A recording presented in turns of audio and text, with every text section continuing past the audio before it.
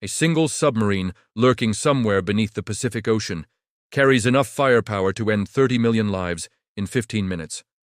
North Korea just finished building one. You're about to discover whether America's trillion-dollar defense shield can actually stop what's coming. Kim Jong-un stands in front of a massive intercontinental ballistic missile, one of dozens now capable of reaching Los Angeles, Chicago, or New York City. The question isn't whether North Korea has the weapons anymore. The question is whether anything can stop them if Kim decides to push the button. Every expert agrees on one terrifying fact. The threat is no longer theoretical, it's operational, and the window to prepare might already be closing.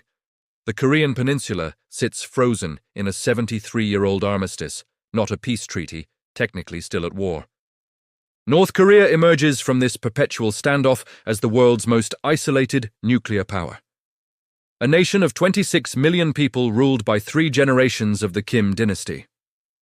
Kim Jong-un inherits power in 2011 at age 27, and unlike his father and grandfather, he accelerates the nuclear program with ruthless efficiency. By 2026, North Korea operates an estimated arsenal of 50 to 60 nuclear warheads, with the industrial capacity to produce more. The regime tests intercontinental ballistic missiles repeatedly, each launch sending a message to Washington. We can reach you, we can hurt you, and there's nothing you can do about it. Intelligence agencies track construction of new missile factories across North Korean territory. Satellite imagery reveals expansion at nuclear facilities. Kim personally tours munitions plants, ordering increased production of missiles and shells, declaring the missile sector of paramount importance in bolstering up the war deterrent. This isn't bluster. This is industrial-scale preparation for a capability that was science fiction 2 decades ago. The technical reality hits harder than any propaganda.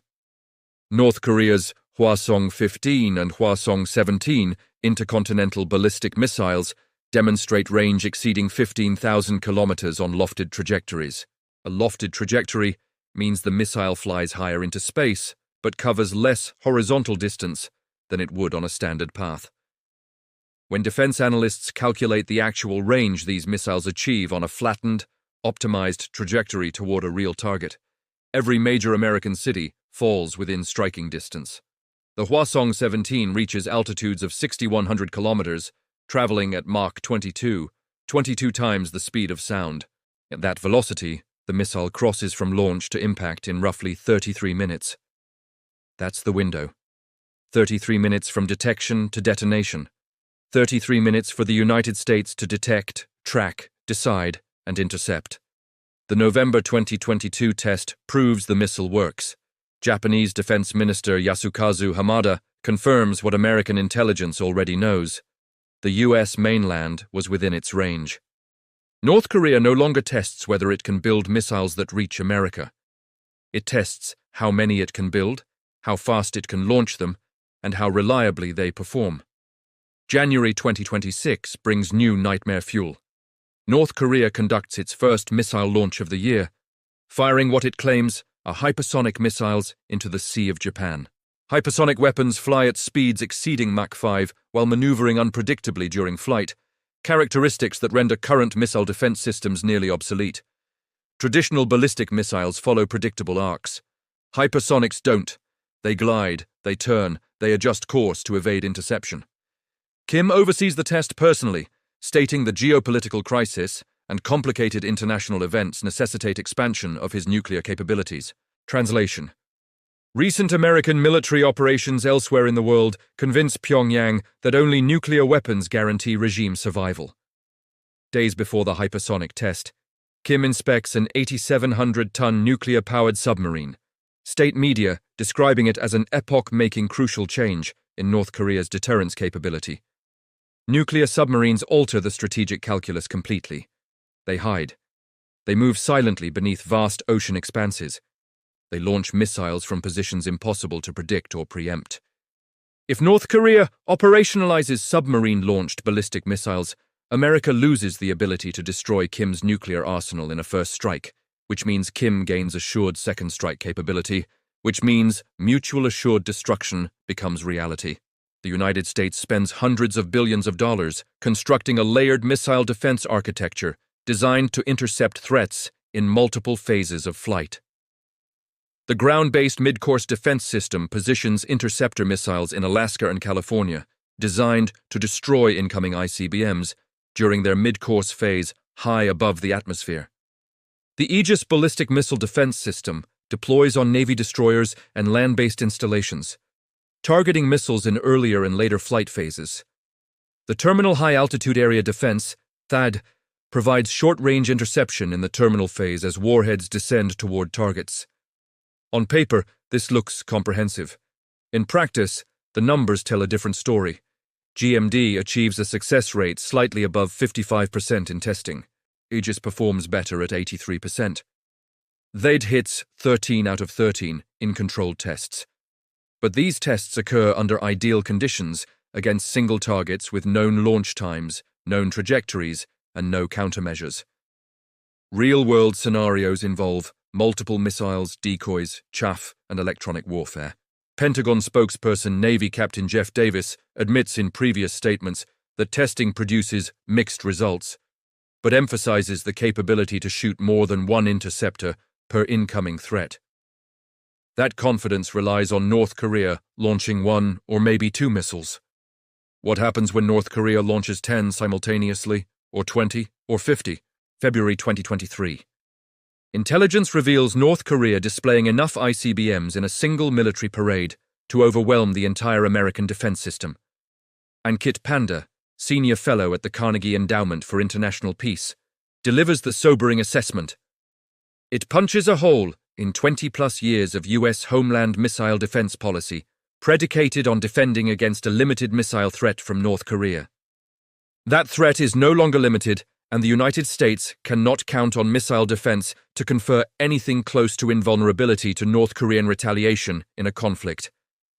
The strategic implications cascade. If America cannot guarantee interception, deterrence collapses. If deterrence collapses, the threshold for military action against North Korea rises exponentially. No American president orders strikes on North Korean nuclear facilities, knowing Pyongyang can retaliate against Seattle or San Francisco. Kim understands this perfectly. Every new missile, every new submarine, every new test strengthens his grip on power and expands his freedom of action. The targeting problem becomes clearer when you examine the geography. North Korea sits roughly 6,000 kilometers from Los Angeles, 7,800 kilometers from Denver, 11,000 kilometers from Washington, D.C. The Hwasong-17's demonstrated range of 15,000 kilometers places every American city within reach, with margin to spare. But range alone doesn't guarantee a successful strike. The missile must survive launch, withstand the brutal forces of atmospheric re-entry, and detonate its warhead at the precise altitude and location to maximize damage. Re-entry remains the greatest technical challenge for any ICBM program.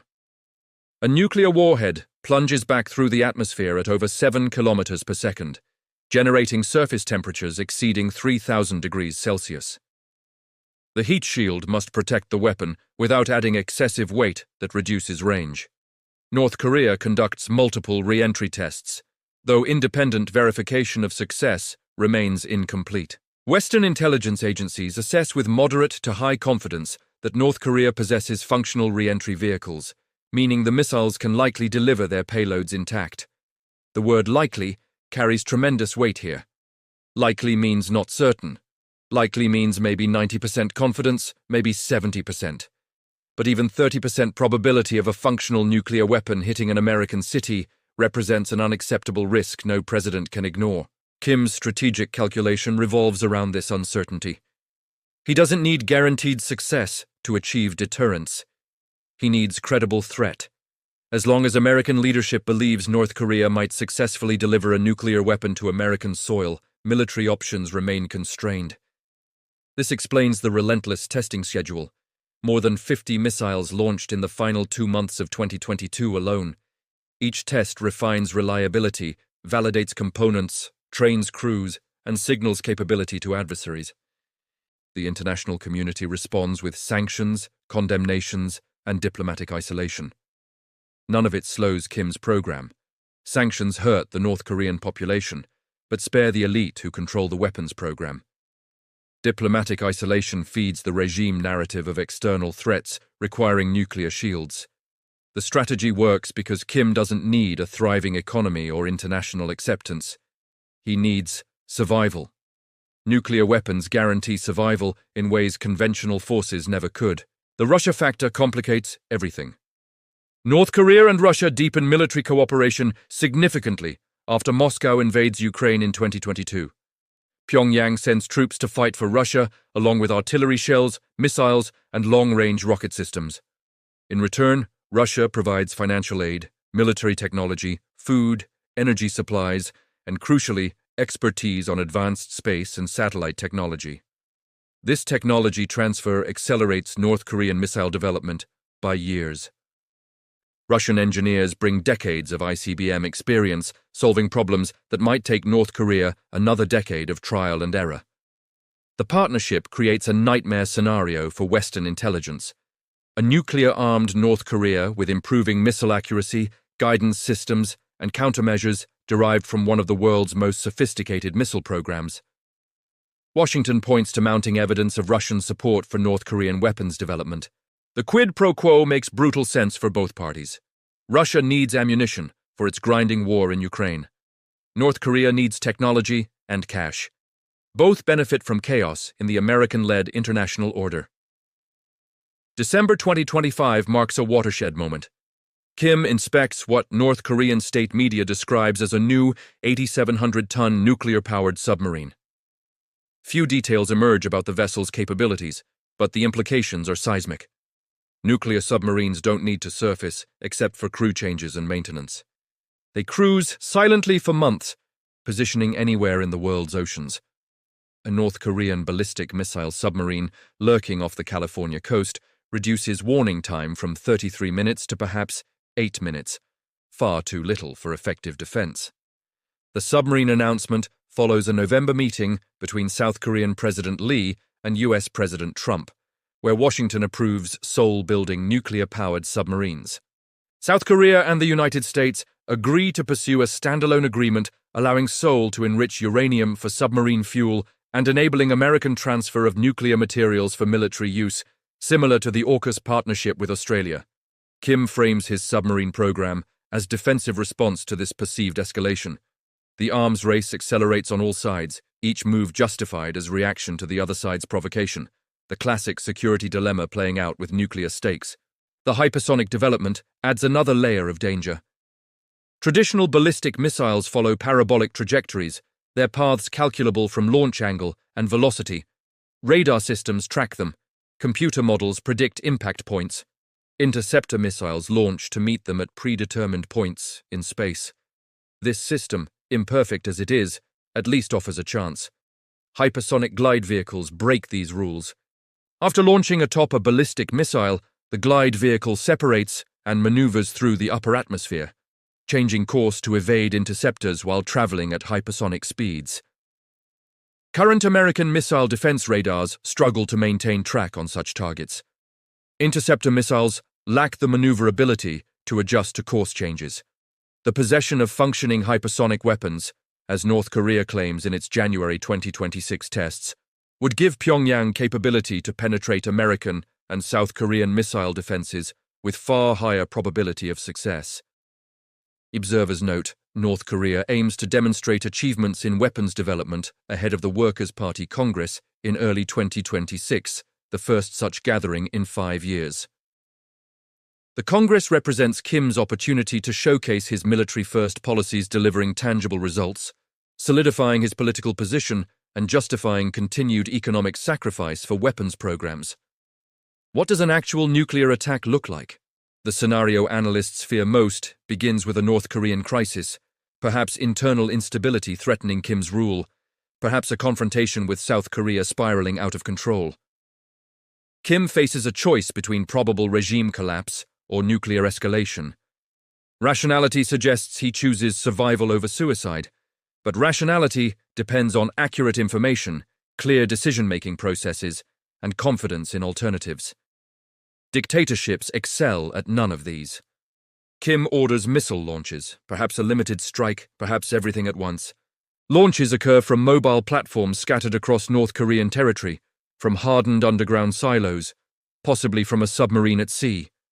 American early warning satellites detect the infrared signatures of rocket motors igniting. Alarms sound at U.S. Northern Command. The President receives notification. 3 minutes elapsed.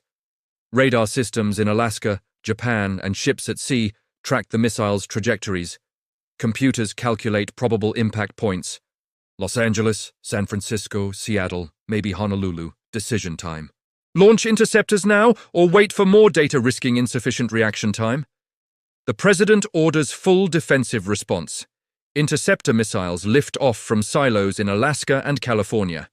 Aegis cruisers in the Pacific fire SM-3 interceptors. 10 minutes elapsed. The race develops in the cold vacuum of space.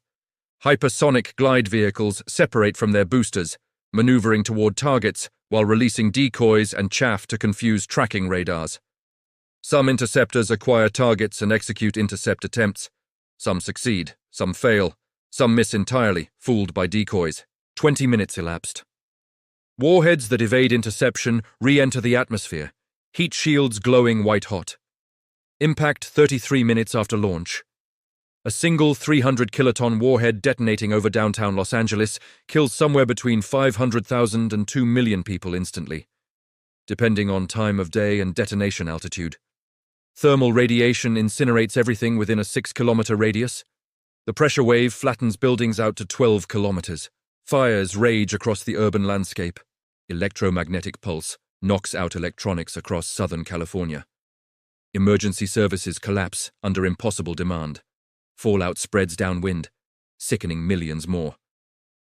The death toll climbs for weeks, months, years as radiation-induced cancers emerge. One city, one warhead. North Korea possesses dozens. Korea. American retaliation would be swift and overwhelming.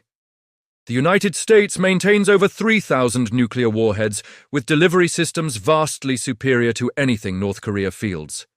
Minuteman III, ICBMs in hardened silos, Trident submarine-launched ballistic missiles on Ohio-class submarines constantly at sea, B-2 stealth bombers carrying nuclear cruise missiles and gravity bombs. Within hours, North Korea ceases to exist as a functioning state. But this offers cold comfort to the millions of Americans dead in Los Angeles, and it triggers the secondary nightmare: Chinese response.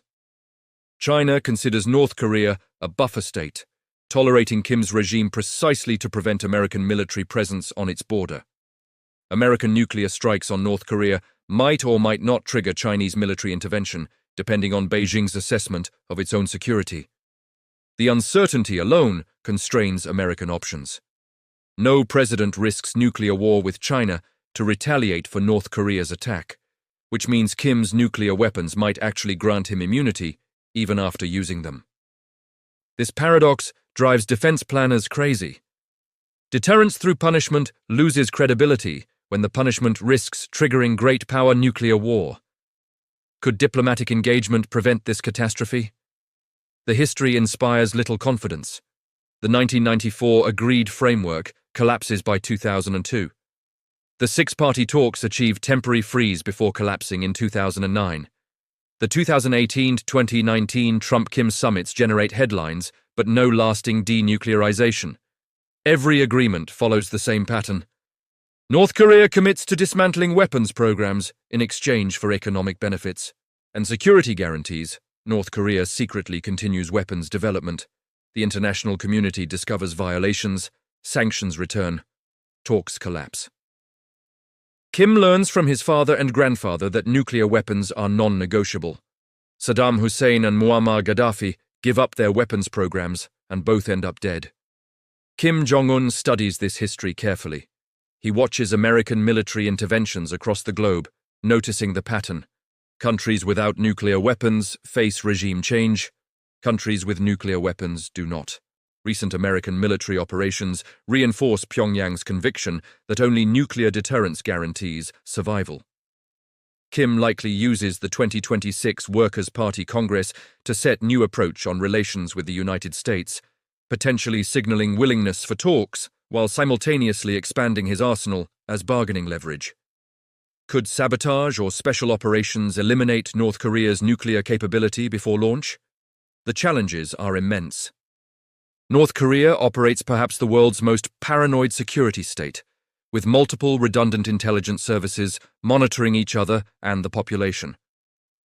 The regime learned from American operations against Iran's nuclear program, hardening facilities, dispersing assets, and maintaining elaborate deception networks. Mobile missile launchers hide in tunnels carved through mountains, emerging only for launch. Submarines deploy to sea during crisis, their locations unknown, even if special forces somehow infiltrate North Korea and locate high-value targets. Destroying hardened nuclear facilities requires massive firepower that covert teams cannot deliver. Airstrikes risk immediate escalation. Kim anticipates decapitation attempts, surrounding himself with multiple layers of security and body doubles. The logistics of simultaneously destroying North Korea's nuclear weapons missiles, production facilities, leadership, and command and control infrastructure before any retaliation launches exceed the capability of American Special Operations Forces and air power, especially when factoring in Chinese response to large-scale American military operations on the peninsula. The missile defense expansion might offer hope. The United States accelerates deployment of additional interceptors and radar systems, but the arms race dynamics favor the offense. North Korea increases missile production faster and cheaper than America expands defenses. One interceptor costs tens of millions of dollars and requires years to manufacture and deploy, while North Korean ICBM costs perhaps $5 to $10 million, and production schedules accelerate as Kim orders new munitions plants constructed. The economic mathematics doom defense-dominant strategies. Ricky Ellison, founder of the Missile Defense Advocacy Alliance, argues the United States must increase its capacity of deployed systems and aggressively push for more and faster deployment over the next few years. But even optimistic projections place total American interceptor inventory at perhaps 70 to 100 missiles by decade's end, insufficient against the 100-plus ICBMs North Korea might field by then. The calculus gets worse when considering North Korea's expanding arsenal doesn't just threaten the American homeland. It threatens Guam, Japan, South Korea, and American forces throughout the Pacific theater. Defense systems protect all these simultaneously or defend none effectively. Some analysts propose radical alternatives, accepting North Korea as a nuclear power and focusing on deterrence and arms control rather than denuclearization. This acknowledges reality over aspiration. North Korea will not voluntarily disarm regardless of incentives offered or pressure applied. The weapons represent regime survival. Accepting this reality allows negotiating limits on numbers, types, and deployments of North Korean weapons rather than pursuing impossible elimination. The approach worked with the Soviet Union during the Cold War. Strategic arms limitation talks and later strategic arms reduction treaties didn't eliminate Soviet weapons but reduced numbers and established verification protocols that decreased risk of accidental war. Similar framework with North Korea might cap warhead numbers, ban submarine-launched missiles, establish hotlines to prevent miscalculation, and allow limited inspections. Critics attack this approach as legitimizing Kim's regime and abandoning the goal of denuclearization. Proponents respond that denuclearization is already a failed policy, and pragmatic risk reduction beats idealistic failure. The psychological dimension matters as much as the technical capability. North Korea's program succeeds by creating fear, by forcing America to imagine Los Angeles in flames, by making the unthinkable thinkable. Every missile test, every Kim speech threatening fire and fury, every satellite image of new weapons systems feeds this fear. Kim doesn't need to launch missiles to win. He needs Americans and their leaders to believe he might, which constrains their actions, which expands his freedom of operation, which strengthens his regime. This is nuclear deterrence in its purest form. The weapons achieve strategic effect by existing, not by detonating. Could Kim actually order nuclear strikes on America, knowing total annihilation follows? The question contains its own answer. Nobody knows, which is precisely why the weapons work. If Kim were guaranteed rational, deterrence holds perfectly.